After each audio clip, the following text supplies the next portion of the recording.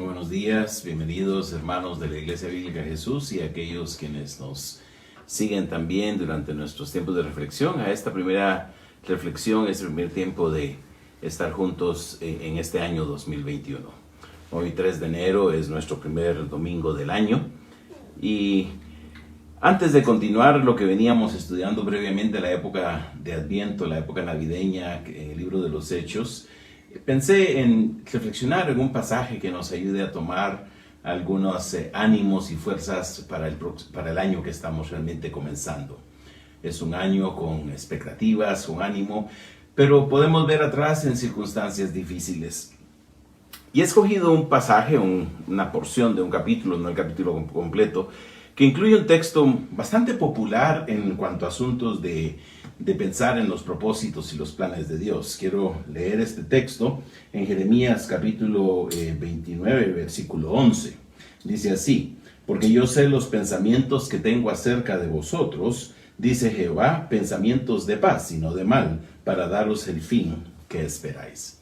Es un versículo muy popular, bastante citado, bastante mencionado, hablando de que realmente uno debe tener un pensamiento positivo, uno debe tener un pensamiento que confía en lo que Dios tiene pensado para nosotros.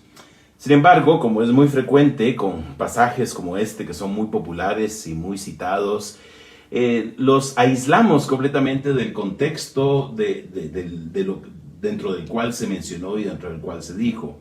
Y quisiera en esta mañana hacer una reflexión en relación con el versículo, pero no solamente el versículo, sino todo el pasaje en el cual se encuentra, para que podamos entender y quizá probablemente ver algunos aspectos que realzan más el significado de este texto, pero también nos ayudan a no ser totalmente positivistas, por decirlo así, y pensar que absolutamente nada negativo puede estar pasándonos, sino que más bien en medio de circunstancias difíciles y circunstancias que aparentemente no van a cambiar de inmediato, tengamos siempre la confianza de que estamos en la mente de Dios, estamos en los planes de Dios, que la historia no es fortuita, que la historia no es al azar, sino que todo lo que ocurre en nuestras vidas y alrededor de nosotros es algo que sigue bajo el control de Dios. Dios tiene metas, Dios tiene planes, Dios tiene propósitos para la historia de la humanidad en general y para la historia de nuestras vidas en particular. Y podemos confiar en un Dios que nos ha acogido, en quien hemos confiado, en cuyas manos estamos, según nos dijo el Señor Jesucristo.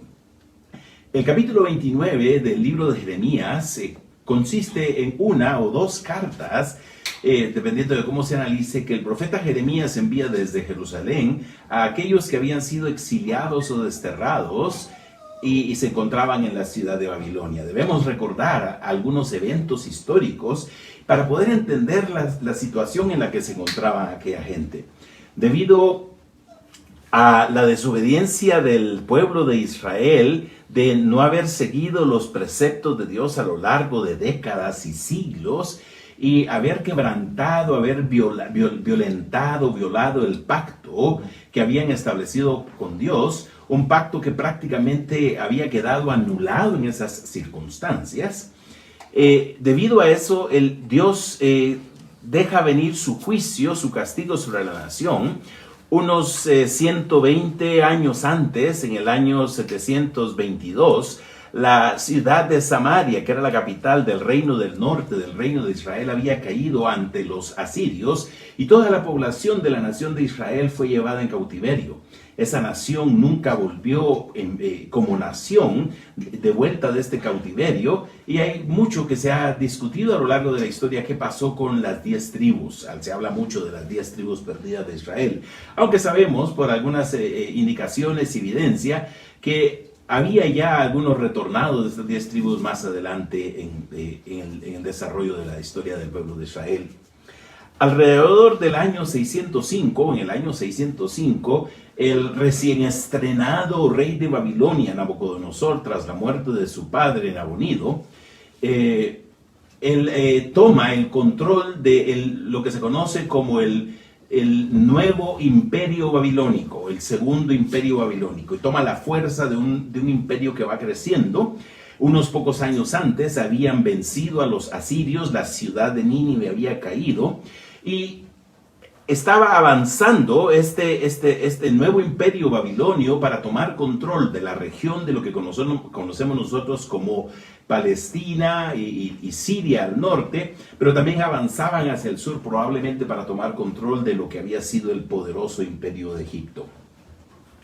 Y en medio de esas circunstancias tenemos a la pequeña nación de Judá. Es un pueblo que había sido parte de ese pueblo mayor, incluyendo al pueblo de Israel, que había entrado en un pacto especial con Dios, que Dios habría de utilizarles como su pueblo, por medio del cual habría de darse a conocer a todas las naciones. Pero tanto tras la ruptura, a la muerte del rey Salomón, tanto el reino del norte como el reino del sur habían sido desobedientes, infieles a Dios. El profeta Jeremías pronuncia algunos de los discursos del juicio de Dios sobre una nación que se había corrompido, moral, espiritual, social, mente, en todos los aspectos. Es lamentable leer realmente en las páginas de Jeremías el deterioro en todo sentido que se había desarrollado en lo que uno esperaría que debería haber llegado a ser el pueblo modelo para establecer el ideal de lo que Dios quiere para la humanidad.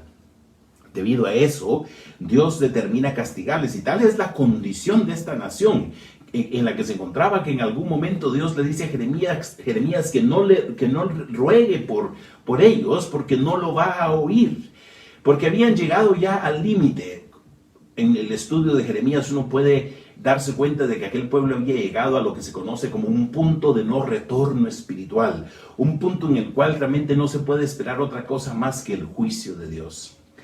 Eso no significa que Dios hubiera sido desleal o infiel a sus promesas para aquel pueblo, sino que más bien, mucho más allá de lo que el pueblo, podríamos decir humanamente hablando, merecía, Dios les promete y les anuncia en capítulos posteriores, particularmente en el capítulo 31 de este libro de Jeremías, les habla de un nuevo pacto que Dios va a establecer con ellos, un pacto que no dependerá tanto de lo que ellos hacen, sino de la fidelidad, de la promesa, del amor, de la gracia de Dios. Y Dios promete establecer nuevamente un pacto con ellos que permitirá la restauración de la nación en algún momento de la historia, que permitiría también el retorno de estos cautivos de Judá que se encontraban en Babilonia a la tierra y el reinicio de la nación, que permitiría en algún momento que el Señor Jesucristo viniera y por medio de la obra que Él hizo, nosotros hemos llegado a ser participantes de ese nuevo pacto. Pero mientras tanto se encontraban cautivos y era una situación de tensión, porque probablemente el año en que se escribe esta carta, el año 597 a.C., era un momento, por decir así, determinante en lo que estaba pasando. Como se narra en los primeros versículos, había sido desterrado el rey Joaquín o Jeconías juntamente con la reina madre y algunos del palacio, los príncipes de Judá y Jerusalén, y los artífices e ingenieros de Jerusalén, la gente pudiente, la gente pensante, la gente que tenía medios y que desarrollaba la economía de la ciudad de Jerusalén, habían sido llevadas en cautiverio.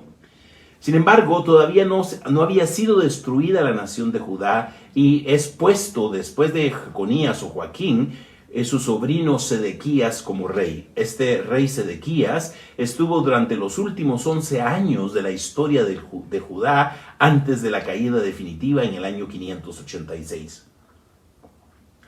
Y era un momento de mucha tensión, porque todavía existía la nación de Judá, sometida, subyugada ante los babilonios.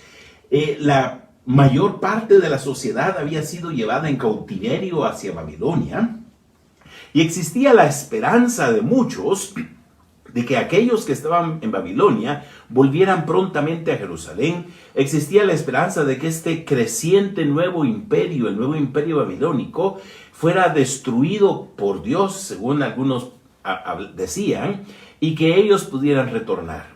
De hecho, había habido algunos profetas, y Jeremías los menciona como profetas falsos, y aunque no vamos a estudiar y meditar la totalidad del contenido de esta carta, nos limitaremos a los primeros 14 versículos. Se habla de los versículos 15 al 22 en particular, de un mensaje específico dirigido o 15 al 24, dirigido a aquellos falsos profetas. Algunos de estos profetas habían dicho que en 2 años retornarían los deportados y volverían a la ciudad de Jerusalén y retomarían el control de la ciudad. Sin embargo, Dios tenía otros planes, tenía otros propósitos. Aquella gente estaba sufriendo el juicio, el castigo por su infidelidad a Dios, pero Dios no había dejado de ser fiel a su pueblo. Ya en el capítulo 25, el profeta Jeremías había mencionado un tiempo concreto que Dios tenía para cumplir sus propósitos con aquella nación, poder realmente obrar en su corazón y hacerlos recapacitar, repensar y retornar en algún momento a la ciudad de Jerusalén. En el capítulo 25, versículo 10, Dios dice precisamente que los propósitos que Él tiene para con la nación son que se quede por un periodo específico. 10 y 11 dice así: y haré que desaparezca de entre ellos la voz de gozo y la voz de alegría, la voz de desposado y la voz de desposada, ruido de molina y luz de lámpara. Toda esta tierra será puesta en ruinas y en espanto, y servirán estas naciones al rey de Babilonia 70 años. Por 70 años entonces Dios había determinado que habría de haber una condición de lamento en la tierra de Palestina, donde se encontraba la nación de Judá.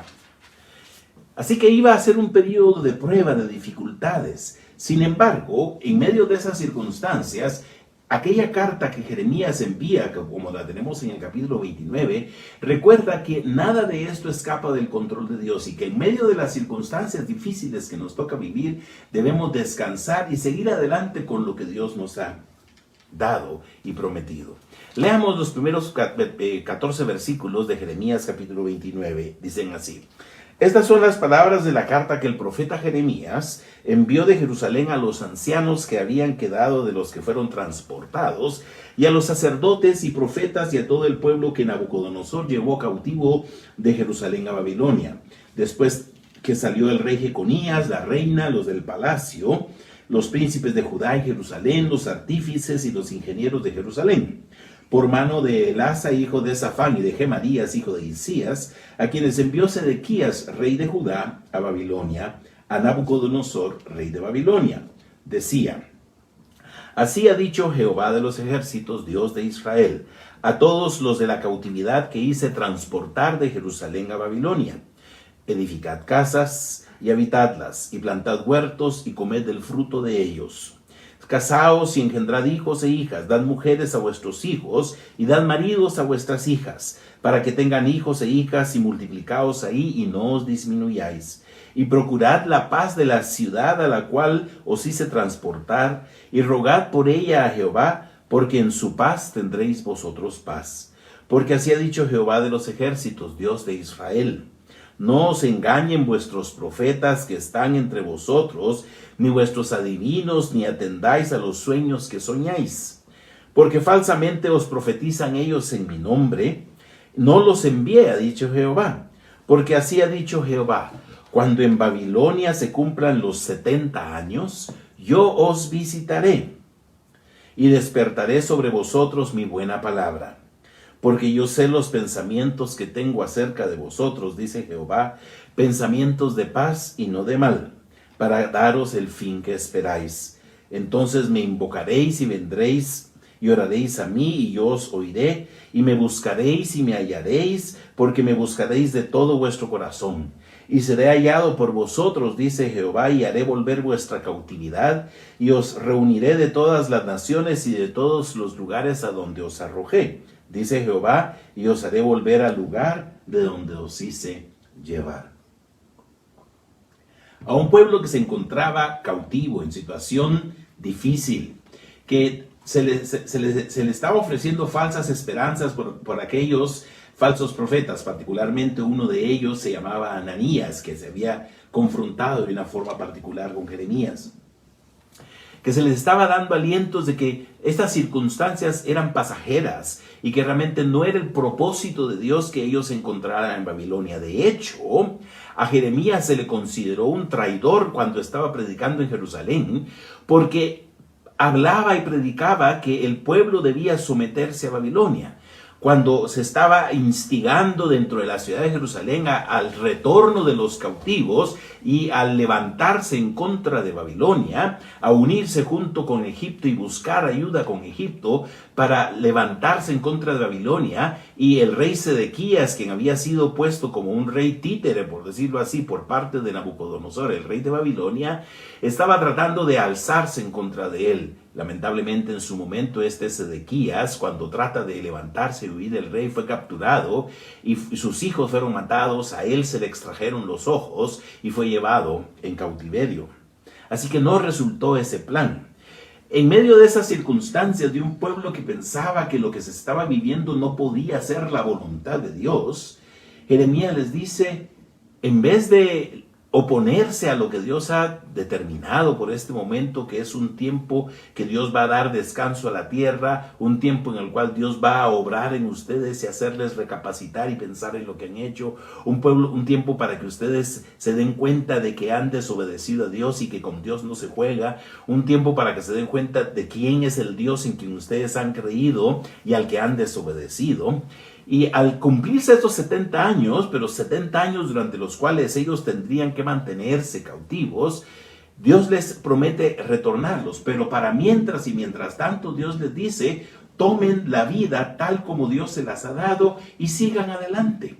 En vez de estar viendo cómo retornan, establezcanse ahí. Va para largo su estadía en Babilonia. Así que Dios les dice, edifiquen casas y habítenlas. Planten huertos y coman del fruto de ellos. Casaos y engendrad hijos e hijas. Dad mujeres a vuestros hijos y dad maridos a vuestras hijas para que tengan hijos e hijas. Y multiplicaos ahí y no os disminuyáis. Y es interesante las palabras que siguen a esto. Y procurad la paz de la ciudad a la que os hice transportar y rogad por ella a Jehová, porque en su paz tendréis vosotros paz.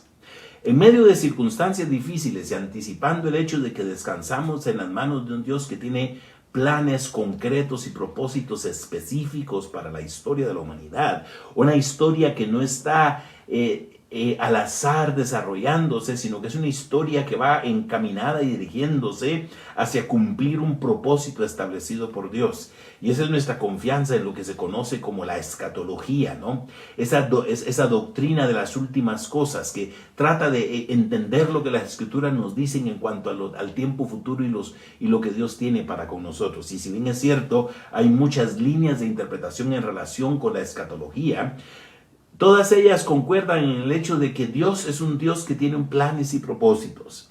Y en esa confianza nosotros podemos descansar. Y aunque las circunstancias en medio de las cuales no son las ideales, no son las que nosotros diríamos lo que son la voluntad de Dios, porque equivocadamente a veces pensamos que las circunstancias difíciles no son la voluntad de Dios, porque creemos que la voluntad de Dios solo puede ser lo que es agradable, bonito y perfecto, cuando la voluntad de Dios con gran frecuencia incluye también momentos de dificultad, momentos de tensión, momentos de crisis, momentos de pérdida, momentos de tristeza, de lamento y de llanto. Pero en medio de eso, Dios nos dice que vivamos la vida y que hagamos lo que realmente Él espera de nosotros, porque debemos confiar que Él tiene un plan y un propósito. Y a ellos, si bien es cierto, tendrían que quedarse por 70 años, y fue más o menos el tiempo que duró el imperio babilónico, desde que el rey Nabucodonosor fue nombrado rey en el año 605, hasta la caída del imperio babilónico con la invasión de los medopersas en el año 539, la invasión de la ciudad de Babilonia, duró un periodo de alrededor de 70 años. Y desde el momento final en que cae Jerusalén en el año 586 y es destruido el templo y se inaugura el nuevo templo en tiempos de Zorobabel y Jesúa, tras haber vuelto de la cautividad en el año 516, transcurren también 70 años. Podemos ver entonces que Dios les habría de permitir el estar allí un periodo largo, pero mientras tanto les dice, confíen en Dios. Si bien es cierto, no se encuentran en la tierra prometida, en el lugar donde ustedes anhelan, donde estaban sus casas, donde estaba el templo, ustedes pueden hacer la voluntad de Dios en circunstancias que no son ideales. Y si bien es cierto, con gran frecuencia en nuestra vida no logramos, no alcanzamos lo que nosotros veríamos como los lo mejor que Dios pueda tener para nosotros, Dios quiere que en medio de esas circunstancias sigamos adelante haciendo lo mejor que nosotros podemos hacer y trabajando duro y arduamente. El año 2020 fue un año difícil, fue un año de mucha tensión, muchos cambios, muchas incertidumbres. Y todavía este año 2021 no sabemos hacia dónde nos lleva.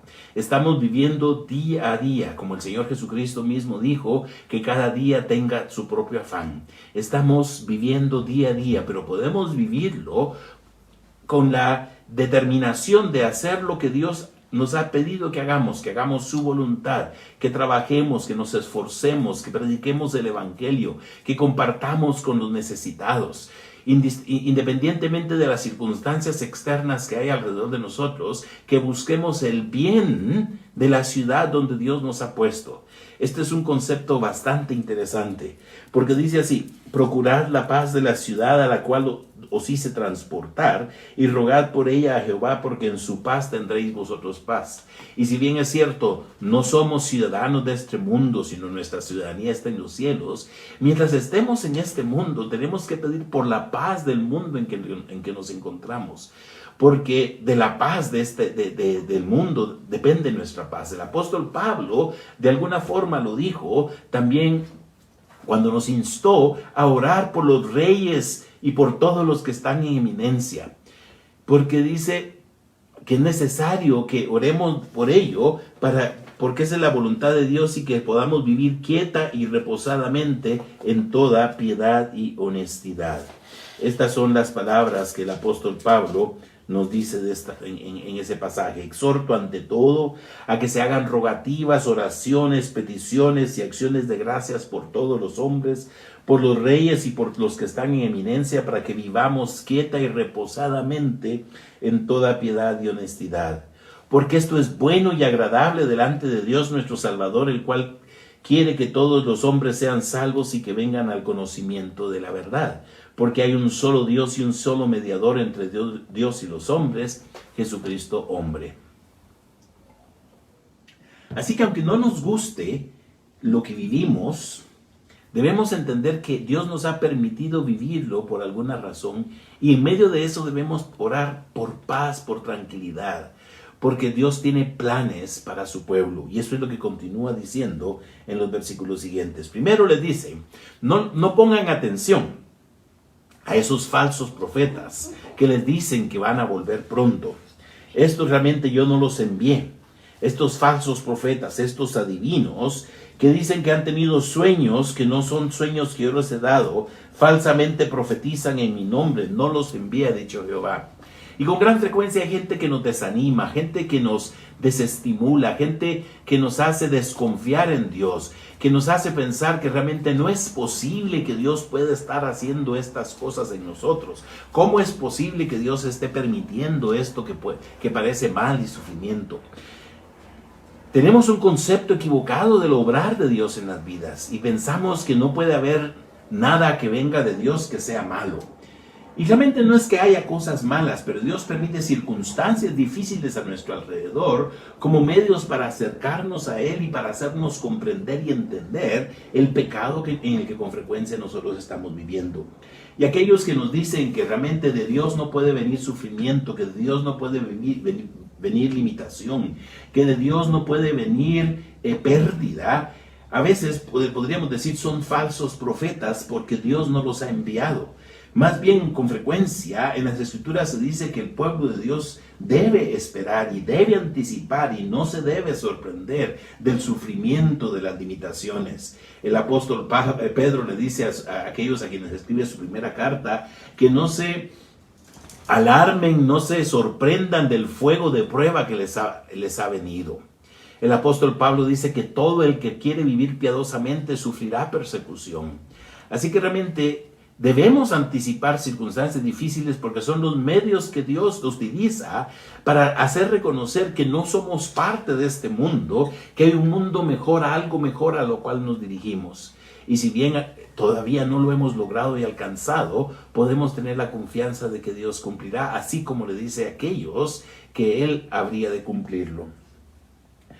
Y Dios les dice que no escuchen a esos falsos profetas, dice, porque así dijo Jehová: cuando en Babilonia se cumplan los 70 años, yo os visitaré y despertaré sobre vosotros mi buena palabra, para haceros volver a este lugar. Llegará el momento, cuando se cumpla el tiempo determinado por Dios.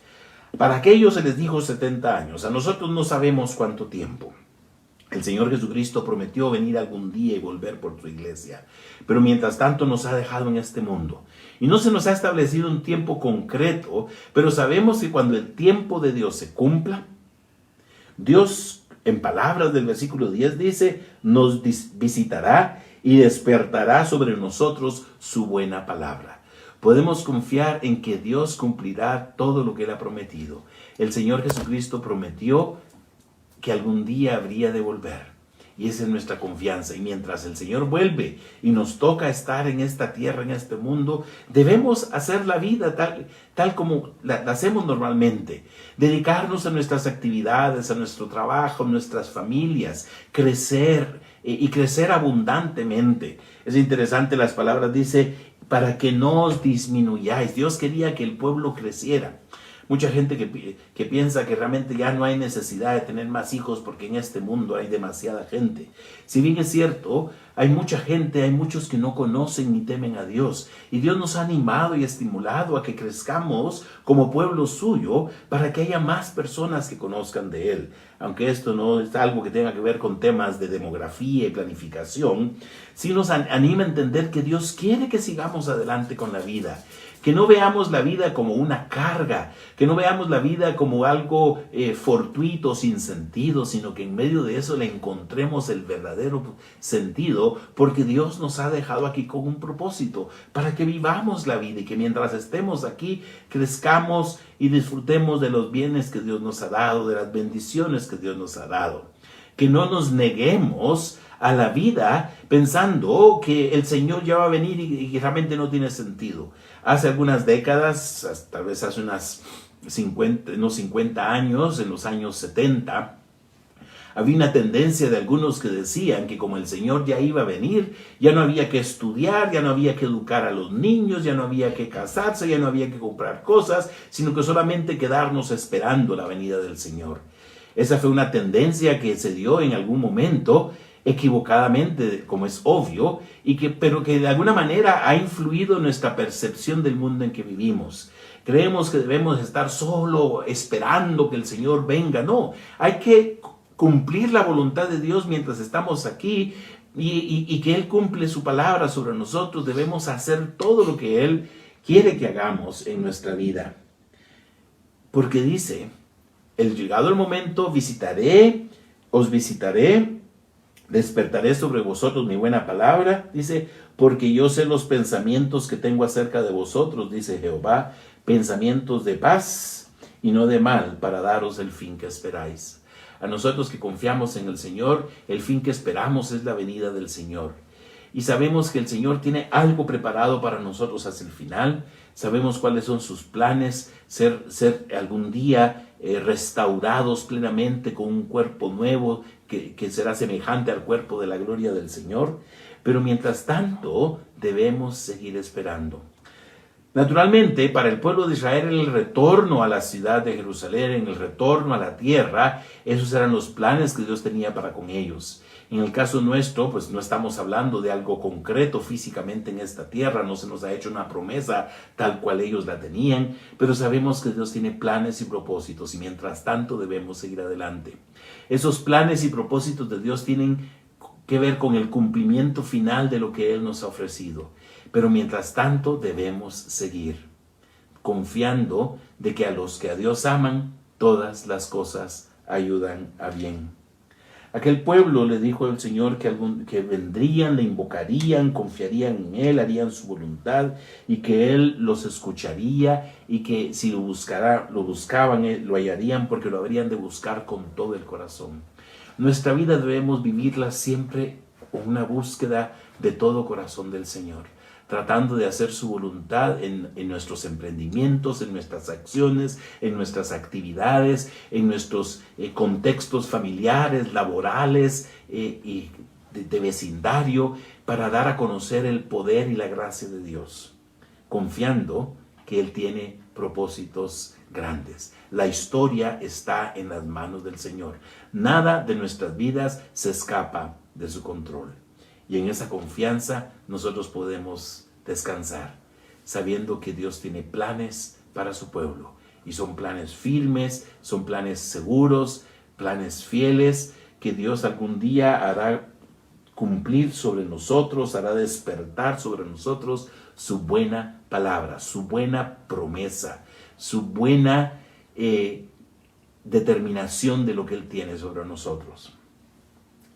Claro, podemos confiar y descansar en Él. Y ese es nuestro ánimo y esa es nuestra bendición para el año 2021. Saber que en medio de circunstancias que tal vez no son las mejores y las ideales, como para aquella gente era estar viviendo en el cautiverio, debemos tomar lo que Dios nos ha dado y vivir en medio de eso, dando lo máximo de lo que Dios nos pueda dar. En fuerza, en esfuerzo, en mentalidad, en pensamiento, con una entrega completa a buscarle a Él de corazón, anticipando el cumplimiento de algún día de sus promesas. Mientras estemos en esta tierra, es como que si nosotros nos encontráramos en el cautiverio, haciendo una interpretación un tanto alegórica, ¿no? No vamos a obtener todo lo que el Señor nos ha prometido mientras vivamos en esta tierra. Y por eso es nuestro anhelo, nuestra anticipación que el Señor Jesucristo venga. Pero mientras estemos en esta tierra, mientras estemos en este cautiverio, por decirlo así, debemos confiar en Él y hacer su voluntad. No dejarnos desviar por aquellos que nos dicen que estar en esta tierra, lo que estamos viendo en esta tierra, no es lo que el Señor quiere que hagamos, o que como esta tierra es el final definitivo de nuestra existencia, sino que debemos confiar en que el Señor vendrá y nos llevará con Él a algo mejor, o mejorará las circunstancias en que estamos cuando Él venga a establecer su reino. Pero mientras estemos en este cautiverio, mantengamos la esperanza y enfoquémonos hacia adelante para las muchas promesas que Dios cumplirá, porque Él tiene pensamientos acerca de nosotros de paz y no de mal, para darnos el fin que esperamos. Podemos confiar, podemos anticipar las promesas del Señor. Bendecido año 2021. Hoy es el primer domingo del mes y nuestra costumbre como iglesia es de celebrar la Cena del Señor el primer domingo de cada mes. Esta será nuestra primera celebración de la Cena del Señor de este año 2021. Quiero leer el pasaje del apóstol Pablo en 1 Corintios capítulo 11, donde él recuerda a los corintios el sentido y propósito de la Cena del Señor. En 1 Corintios capítulo 11, versículos 23 al 26, leo de esta manera. Porque yo recibí del Señor lo que también os he enseñado, que el Señor Jesús, la noche que fue entregado, tomó pan, y habiendo dado gracias lo partió y dijo, tomad, comed, esto es mi cuerpo que por vosotros es partido, haced esto en memoria de mí. Asimismo tomó también la copa después de haber cenado, diciendo, esta copa es el nuevo pacto en mi sangre, haced esto todas las veces que la bebiereis en memoria de mí. Así pues, todas las veces que comierais este pan y bebierais esta copa, la muerte del Señor anunciáis hasta que Él venga. La celebración de la Cena del Señor es una práctica de fe y de esperanza mientras esperamos que el Señor venga. Es afirmar constantemente nuestra fe en la obra salvadora que Él hizo en la cruz del Calvario. A lo largo de nuestro tiempo de espera, confiamos en lo que Él hizo al ser colgado en la cruz y ser puesto nuestros pecados sobre su cuerpo en el madero, y al derramar su sangre para que por medio de esa sangre nosotros fuéramos limpiados completamente de esta naturaleza pecaminosa en la cual hemos crecido y en la cual hemos nacido. En la esperanza de su venida, cada vez que participamos del pan y bebemos del vino, anunciamos su muerte, porque sin su muerte no podríamos ser salvos. Y no es que nos enfoquemos negativamente solo en la muerte, sino que realzamos el sentido completo de lo que la muerte en la cruz del Calvario significa. Nuestra fe está en la cruz, también está en la resurrección del Señor y también está en su próximo retorno. retorno en algún momento para cumplir plenamente todas sus promesas. Así que participemos hoy del pan y del vino en memoria del Señor, anticipando su próxima venida por nosotros. El apóstol Pablo dijo entonces que el Señor, habiendo dado gracias, que la noche que Jesús fue entregado, tomó pan y habiendo dado gracias, lo partió. Y hoy partimos el pan, como el Señor lo hizo. Y después de partirlo, le dijo a sus discípulos: tomad, comed, esto es mi cuerpo que por vosotros es partido, haced esto en memoria de mí. Comemos el pan en memoria del Señor, en memoria de su cuerpo que fue partido, que fue molido, que fue sobre él cayeron todos nuestros pecados en la cruz del Calvario, en memoria del Señor.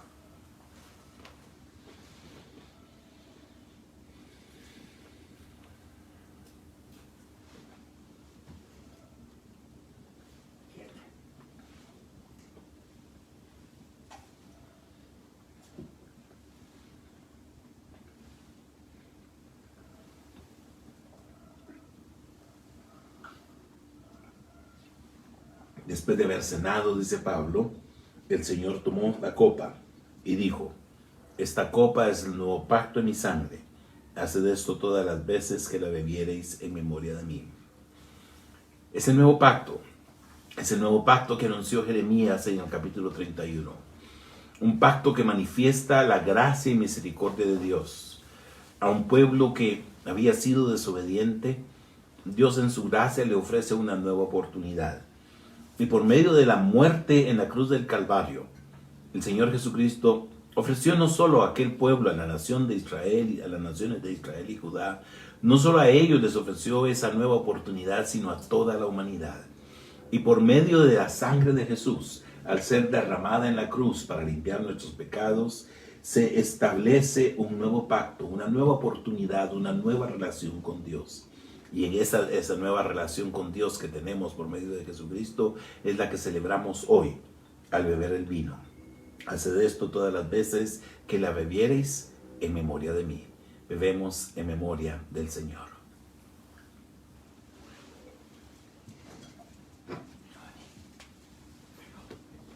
Y el apóstol Pablo dice que todas las veces que comamos este pan y bebamos esta copa, la muerte del Señor anunciamos hasta que Él venga, en espera del cumplimiento de esa promesa de Dios de su próxima venida. Seguimos adelante confiando en la obra que el Señor Jesucristo hizo en la cruz del Calvario. Que el Señor les bendiga.